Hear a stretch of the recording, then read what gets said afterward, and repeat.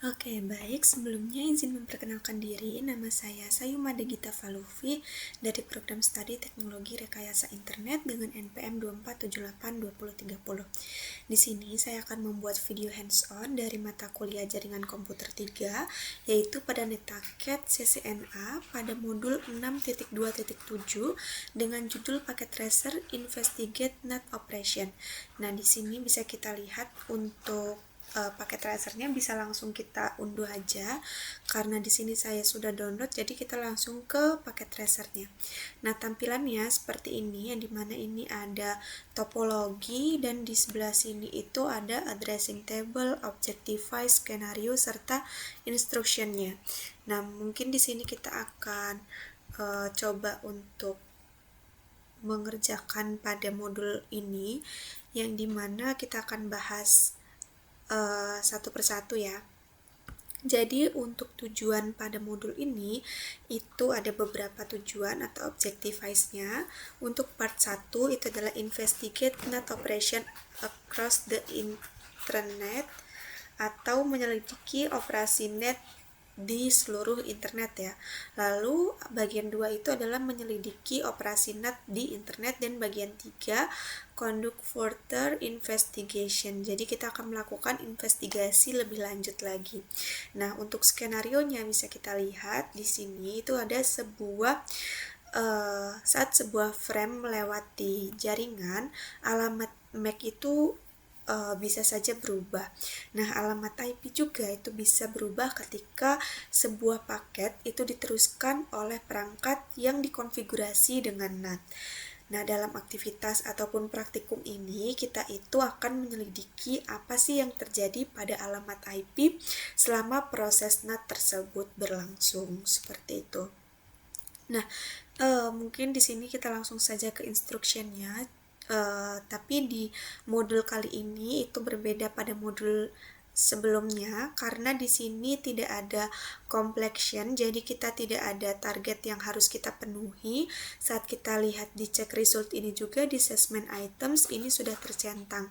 Jadi sebenarnya di modul ini itu kita hanya akan coba untuk melakukan atau menyelidiki sesuai dengan instruksi yang ada di sini gitu. Jadi ini nggak ada complexionnya ya. Di sini lebih banyak ke pertanyaan yang dimana nanti akan kita jawab pertanyaannya. Oke, mungkin langsung saja di sini kita ke part 1 yaitu investigate NAT operation across the intranet. Nah, untuk langkah 1 itu wait for the network to converge. Jadi kita diminta untuk menunggu hingga jaringannya konvergen. Nah, di sini mungkin dibutuhkan beberapa menit supaya semua data di jaringan terkonvergensi.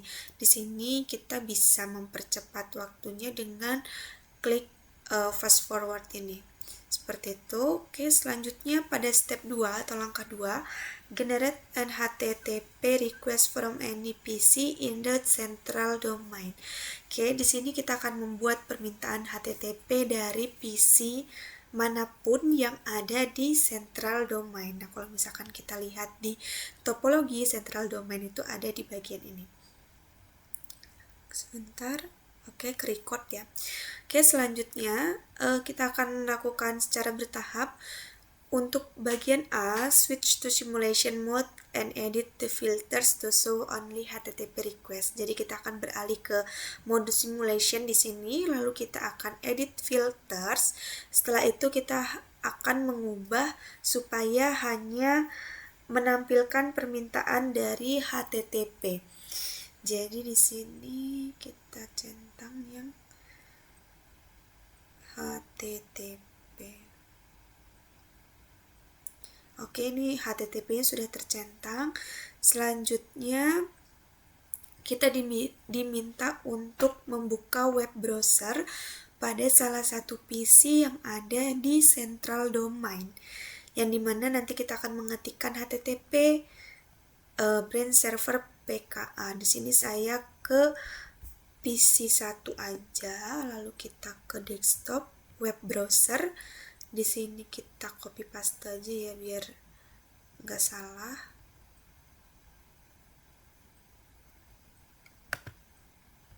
copy, lalu kita ke sini lagi, ini kita paste di sini. Aduh, ternyata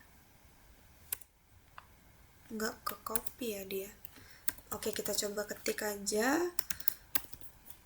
branch server.pka.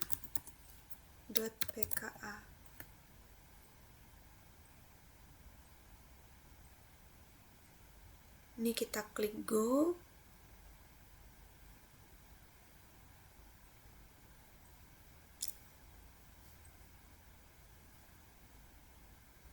Mungkin memang prosesnya agak lama ya.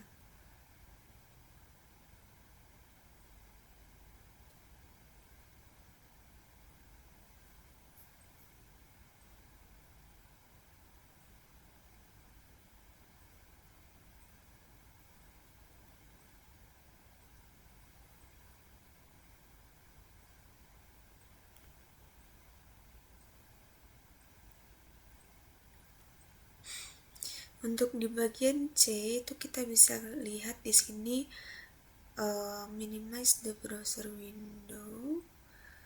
Lalu untuk di bagian C, klik capture atau forward until the PDU is over D1 or D2. Click on the most recent PDU in the event list.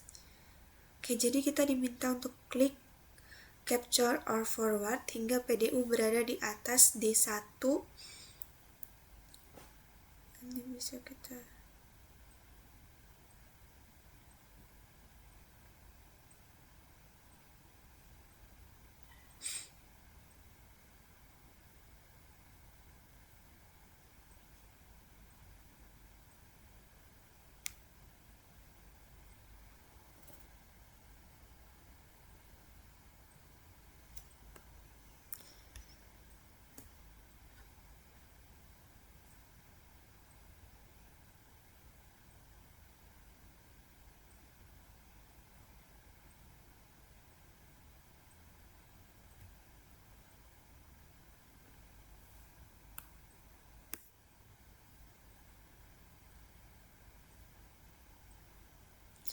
Oke, bisa kita lihat di sini sudah muncul ya di event list untuk add device-nya itu PC1 dengan tipenya yaitu HTTP seperti itu. Nah, sebentar.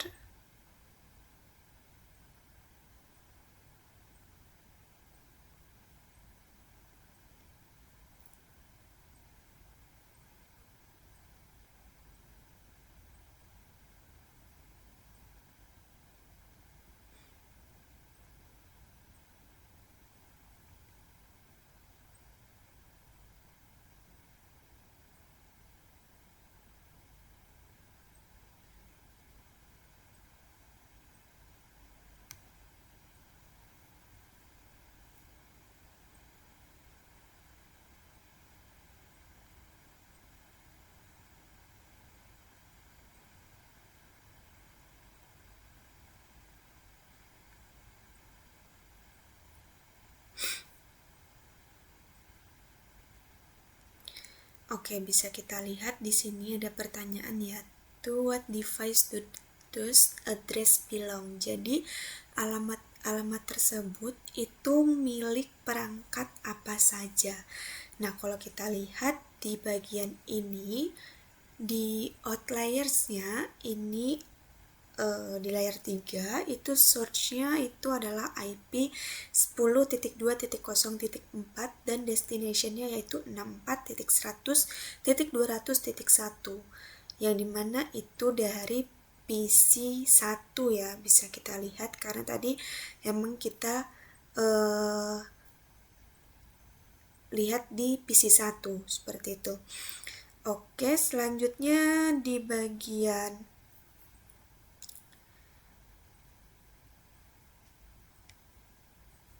D kita diminta untuk klik capture or forward lagi, kita coba. Nah, dia di sini akan terkirim ke S1, lalu kita coba lagi.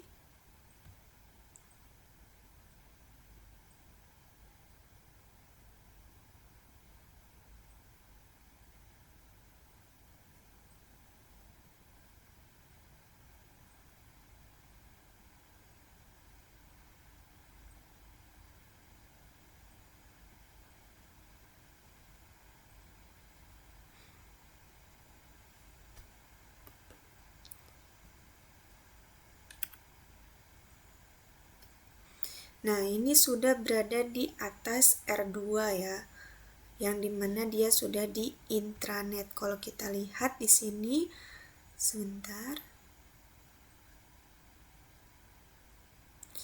Kalau kita lihat di sini ada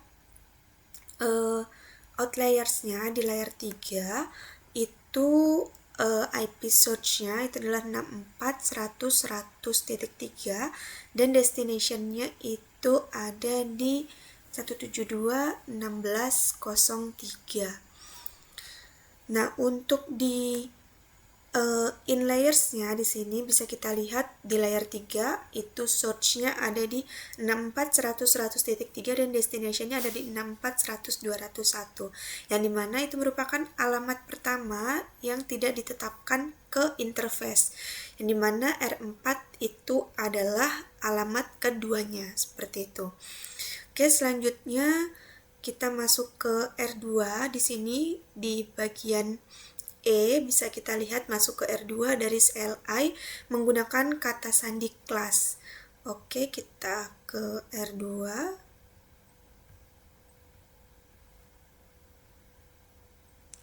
Kita ke CLI. Di sini kita enter, lalu kita masuk ke enable. Ini kata sandinya adalah kelas. Lalu kita gunakan perintah show run pipe include pool. Kita enter. Nah, di sini akan muncul IP NAT pool-nya, yang dimana alamat tersebut itu berasal dari kumpulan NAT R2 pool, seperti itu. Selanjutnya di bagian F itu kita diminta untuk forward lagi hingga PDU berada di atas R4. Kita coba. Nah, ini sudah berada di S4 ya dia. Lalu kita lihat di sini.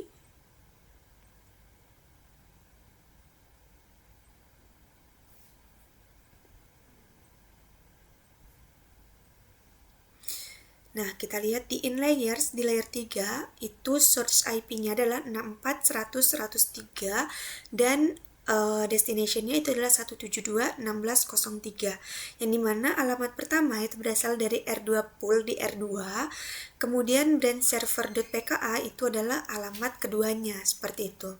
Selanjutnya kita diminta untuk klik capture or forward lagi hingga PDU-nya berada di atas brand server.pka. Kita coba. Nah, ini berada di brand server.pka, kita forward lagi. Ini berada di S4. Oke, di sini kita bisa coba klik. Oke, kita lihat.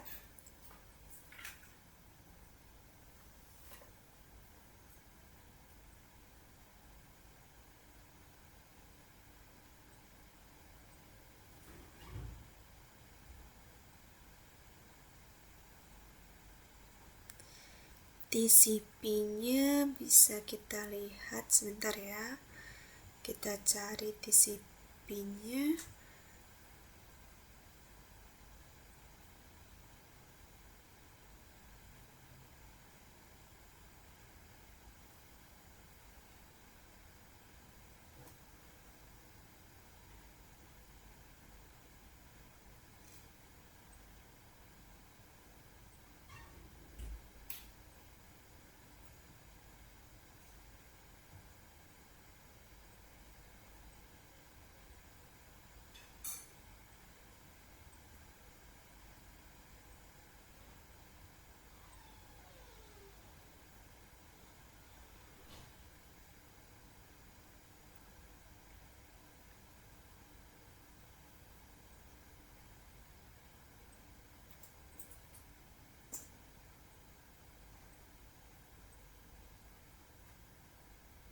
Nah, di sini bisa kita lihat pada brand server.pka untuk TCP source portnya itu adalah 80 dan destination portnya itu adalah 1025. Di sini ada keterangannya ya, udahan. Oke, selanjutnya kita coba lagi di R2 dan juga R4 untuk menjalankan perintah show IP NAT translation. Nah, di sini kita ke R2 terlebih dahulu. Kita gunakan perintah show IP NAT translation. Kita enter. Nah, di sini muncul beberapa bagian seperti UDP, TCP, dan juga ada inside global, inside lokal, lalu outside lokal, dan juga outside global. Kita coba untuk di R4. Sebentar.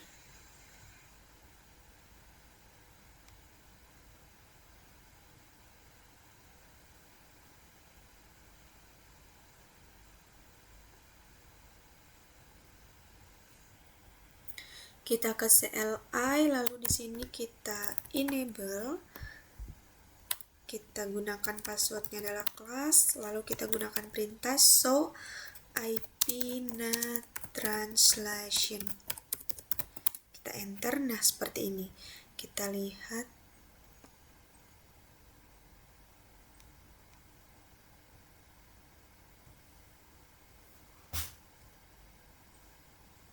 Oke, di sini itu ada beberapa pertanyaan untuk bagian H.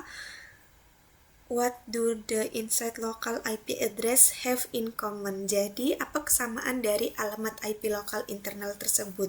Nah, bisa kita lihat bahwa file-file tersebut itu diperuntukkan untuk penggunaan pribadi ya. Lalu ada pertanyaan, did any private address cross the intranet? Jadi, apakah ada alamat IP pribadi yang melewati intranet? Bisa kita lihat di sini tidak ada alamat IP pribadi yang melewati intranet, seperti itu. Oke, jika sudah, selanjutnya di bagian I, kita diminta untuk klik tombol reset simulation dan tetap berada di mode simulasi. Kita klik yang reset simulation. Oke, seperti ini. Ini nanti dia ke reset semua, tapi kita tetap di mode simulasi. Oke, untuk tahap 1 selesai. Selanjutnya kita ke part 2. Itu adalah investigate NAT operation across the internet. Oke, untuk step 1 adalah generate an HTTP request from any computer in the home office. Jadi di sini kita diminta untuk menyelidiki atau membuat permintaan HTTP dari komputer manapun yang ada di home office. Kita ke home office yang ada di atas. Lalu kita diminta untuk membuka web browser di komputer manapun yang ada di home office ini. Kita ke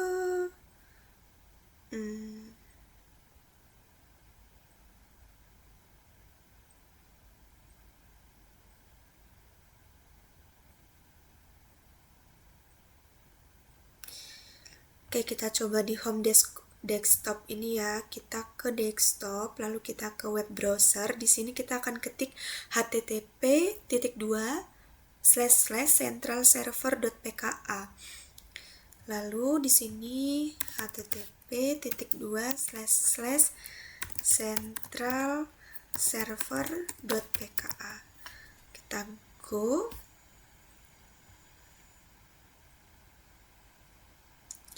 Lalu kita diminta untuk klik capture or forward di sini.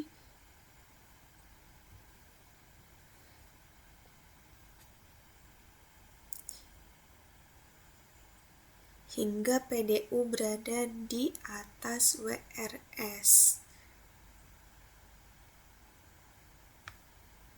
Oke, kita lihat di sini.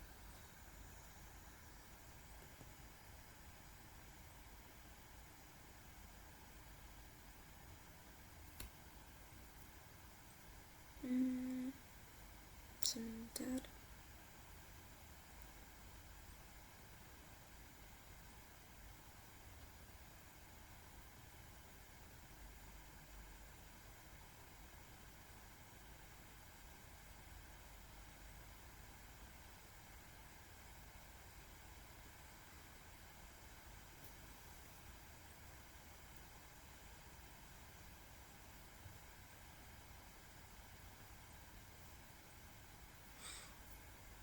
Oke, ini dia sudah berada di atas WRS. Selanjutnya kita klik capture or forward lagi hingga PDU berada di atas R2. Ini kita close dulu R2. Nah, di sini bisa kita lihat dulu.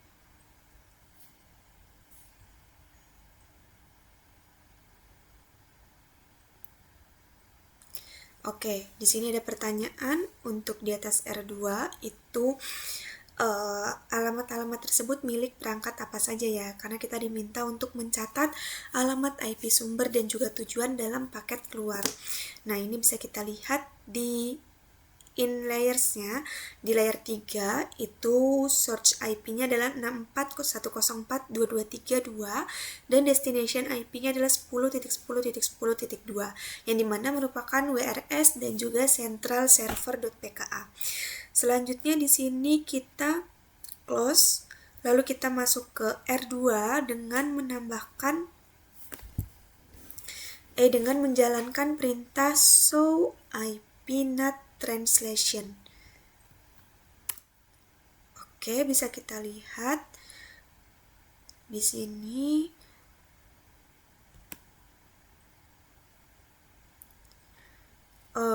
untuk inside global dan inside lokal, outside lokal, dan outside globalnya itu bertambah. Selanjutnya kita diminta untuk return to real time mode. Jadi kita diminta untuk kembali ke mode real time di sini.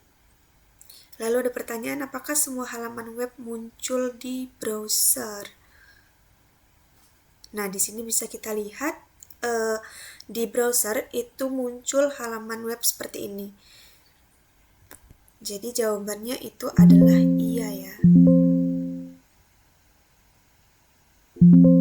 Oke, selanjutnya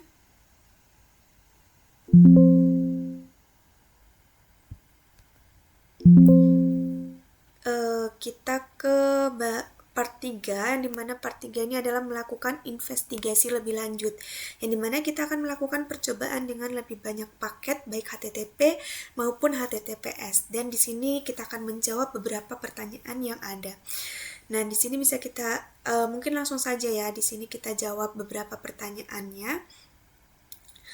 Untuk yang pertama itu adalah do the NAT translation tables grow? Jadi apakah tabel terjemahan NAT itu terus bertambah besar?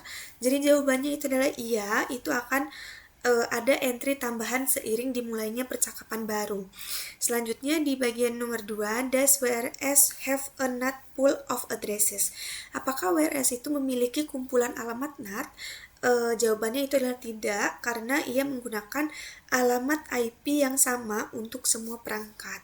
Selanjutnya, in this how the computers in the classroom connect to the internet. Apakah seperti ini cara komputer di ruang kelas terhubung ke internet? Nah, di sini saya akan menjawab bahwa hal ini itu tergantung pada infrastruktur dari kampus, yang dimana cara mudah untuk memeriksanya itu adalah dengan menggunakan situs seperti https://www.whatsmyip.org untuk menentukan apakah semua komputer di ruang kelas itu menggunakan alamat IP yang sama atau tidak.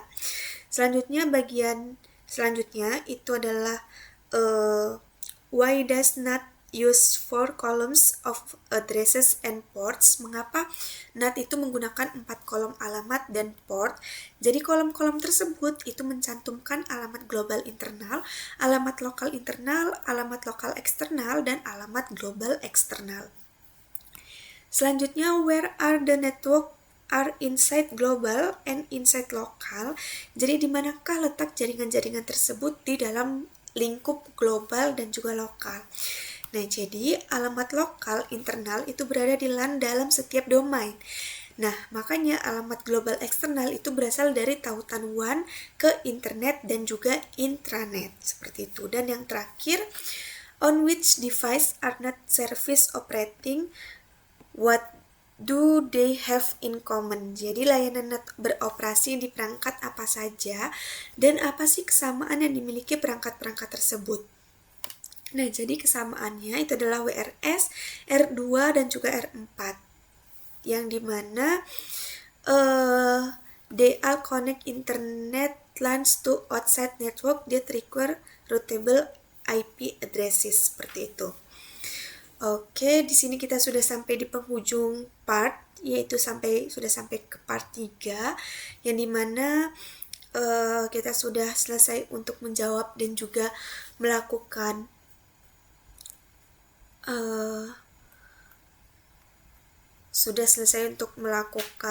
penyelidikan di praktikum ini atau di aktivitas ini. Mungkin cukup segitu saja video hands-on dari saya. Mohon maaf jika ada kesalahan dan juga kekurangan. Saya akhiri. Wassalamualaikum warahmatullahi wabarakatuh dan selamat malam.